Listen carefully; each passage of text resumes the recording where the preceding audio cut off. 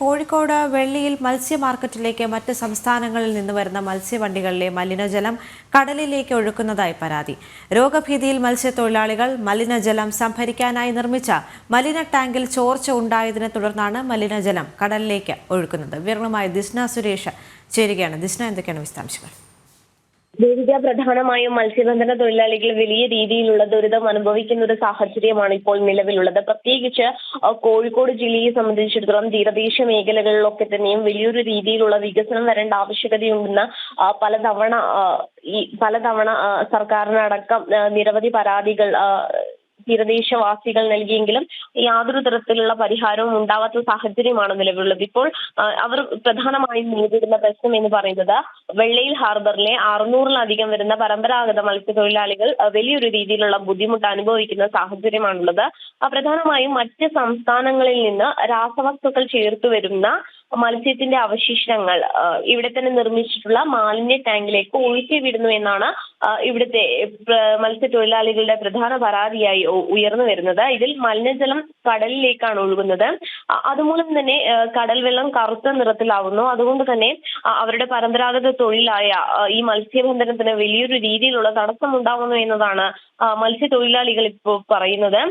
ഈ വെള്ളത്തിൽ ഇറങ്ങി യാതൊരു തരത്തിലുള്ള സുരക്ഷിതത്വവും ഇല്ലാതെ ആരോഗ്യ പ്രശ്നങ്ങളൊക്കെ തന്നെ ഉണ്ടാകുന്ന ഈ ജലത്തിൽ ഇറങ്ങി ഇവർ മീൻ പിടിക്കേണ്ടതായി വരുന്നു. അതുപോലെ തന്നെ മീനിന്റെ ഗുണമേന്മയും നഷ്ടപ്പെടുന്ന ഒരു സാഹചര്യമാണ് അപ്പോൾ ഉണ്ടാവുന്നത്.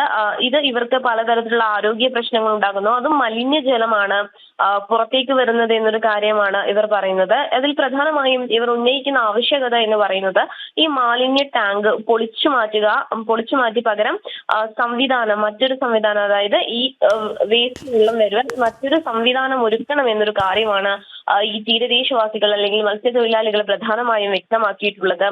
ദേവിക, പ്രധാനമായും നമുക്കറിയാം രാസവസ്തുക്കളും മറ്റും ചേർത്ത് മറ്റു സംസ്ഥാനങ്ങളിൽ നിന്ന് വരുന്ന മീനുകൾ വ്യാപകമായി വിൽപ്പന നടത്തുന്ന ഒരു സാഹചര്യവും നിലവിലുണ്ട്. ഇതൊക്കെ തന്നെ തടയണമെന്നാണ് ഇവർ പറയുന്നത്. കാരണം മീൻ പിടിച്ച് ജീവിക്കുന്ന ആളുകളാണ്. വലിയൊരു രീതിയിൽ ഇപ്പോൾ അറിയാം പലതരത്തിൽ ഇവരുടെ പെൻഷൻ അടക്കമുള്ള കാര്യങ്ങൾ മുടങ്ങിയിട്ട് മാസങ്ങളായി.